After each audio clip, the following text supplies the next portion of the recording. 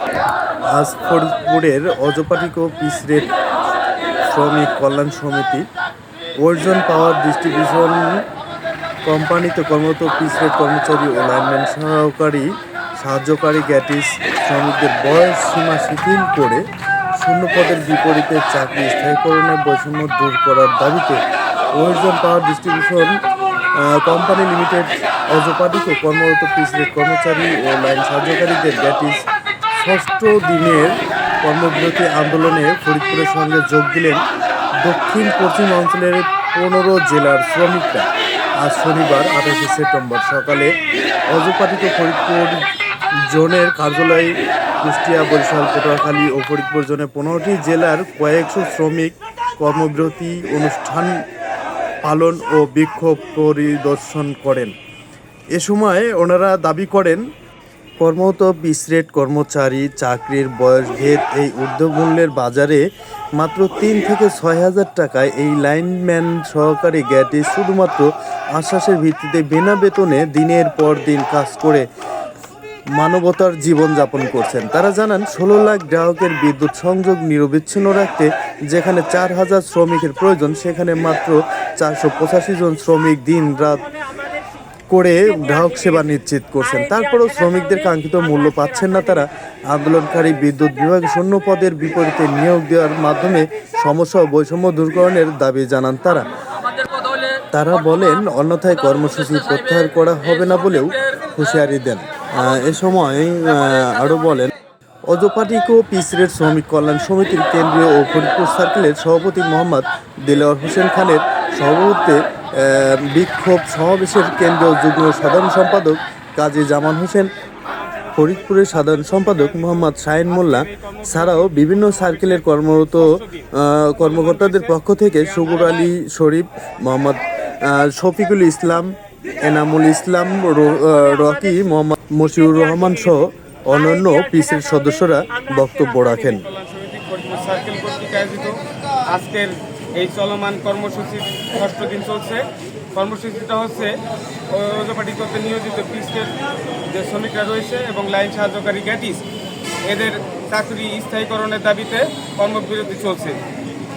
আসলে আমরা অজপাটিকতে কাজ করি পিসরেট হিসাবে, মিটার রিডিং নেই, কেউ বিল বিতরণ করি এবং লাইন সাহায্যকারী গ্যাটিস হিসাবে কাজ করে যারা, যেমন আপনার লাইন রক্ষণাবেক্ষণ, সঞ্চালন, লাইন বিতরণ, লাইনের কাজ করে, সাব স্টেশন মেরামত করে, আপনার গ্রাহক আঙ্গিনার যে সমস্ত অভিযোগ থাকে সেগুলি নিষ্পত্তি করে এবং বকেয়া আদায়ের জন্য লাইন যে সংযোগ বিচ্ছিন্ন হয় সে বিচ্ছিন্ন কাজ করে থাকে, বকেয়া আদায়ের কাজ করে থাকে। সর্বমোট মিলে রাজস্ব আদায়ে এরা সর্বদা সততার সাথে নিয়োজিত রয়েছে। অজপাটিক বাংলাদেশ বিদ্যুৎ উন্নয়ন বোর্ডের একটি প্রতিষ্ঠান।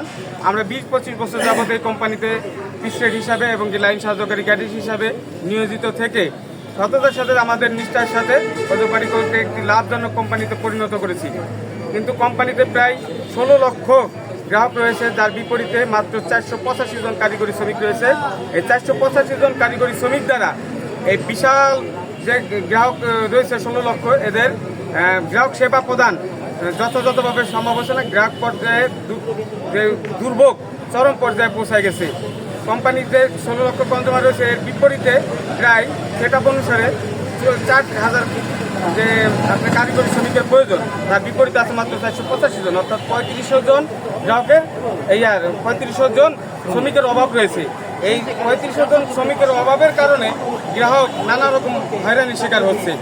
এই আমরা চাইতেছি আগামী দিনে 3500 জন যে গ্রাহক কারিগরি শ্রমিকের অভাব রয়েছে, এটা শূন্য পদের যে শূন্য পদটা কোম্পানিতে বিদ্যমান রয়েছে, বিদ্যমান শূন্য পদের বিপরীতে অজপাটিকতে নিয়োজিত পিসরেট শ্রমিক ও কারিগরি যে লাইন সাহায্যকারী কারিগরি কাজ করে থাকে গ্যাটিস, এদের মধ্য থেকে বয়স সীমা শিথিল করে শূন্য পদের বিপরীতে চাকরি স্থায়ীকরণের দাবিতে আমরা কর্মরত রয়েছি। এই শূন্য পদে চাকরি স্থায়ীকরণ করার মাধ্যমে গ্রাহক সেবার মান উন্নত করার জন্য আমাদের এই কর্মবিরতি চলছে। আগামী দিনে যথাযথ কর্তৃপক্ষের মাধ্যমে আমরা যদি আশ্বস্ত না হই, আমাদের দাবি যদি মেনে না হয়, তাহলে লাগাতার কর্মসূচি চলতে থাকবে। কঠোর থেকে কঠোর কর্মসূচি দিতে আমরা বাধ্য হব। ভাইদেরকে আমি আপনাদের মাধ্যমে আমাদের এই 21 জেলা অজপাটিক ঊর্ধ্বতন কর্মকর্তাদের একটা মেসেজ দিতে চাই যে আমরা আপনাদের কেউ সন্তানের মতো, কেউ ছোট ভাইয়ের মতো আমাদেরকে নিরাশ না করিয়া আমাদের কোম্পানির যে কোনো একটা পদে আমাদেরকে যাতে স্থায়ীকরণ করা হয়।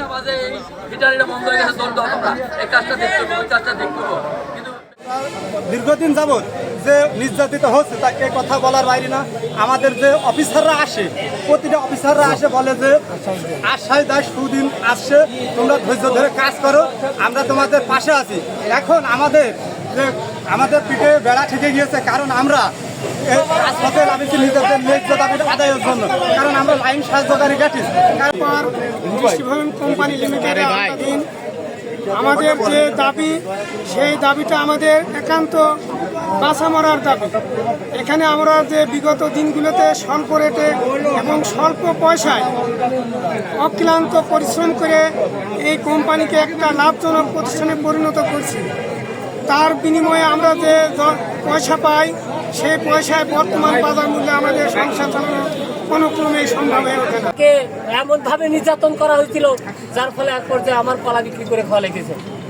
এইভাবে আমার মধ্যে একাধিক রকি আছে, শুধু ঝিনাইদহ না, এই 21টা জেলা মিলে একাধিক রকি আছে যারা নির্যাতিত। আমরা